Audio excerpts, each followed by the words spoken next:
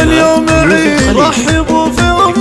نواف وهي شمس لها أم نواف شيخة البيض بالزين الفريد الأصيل النادر اللي لها بالطيب دار بنت عز من شيوخ لهم ساس جويد تفتخر في عز أبوها وكلها افتخار تفتخر في عز أبوها وكلها افتخار في حفل سلطان ذا الشام والحر الفريد ست قافلة نشامة مع عز وافتخار في حفل سلطان ذا الشام والحر الفريد ست قافلة نشامة مع عز وافتخار ألف مبروك للسلطان عسى عمرك مديد فالك التوفيق يا الشام يا نسل الحرام فالك التوفيق يا الشام يا نسل الحرام يا عريب الساسي القارمي يا الحر العنيد كاسب علوم المراجل ولد فيها مسار جدك اللي كان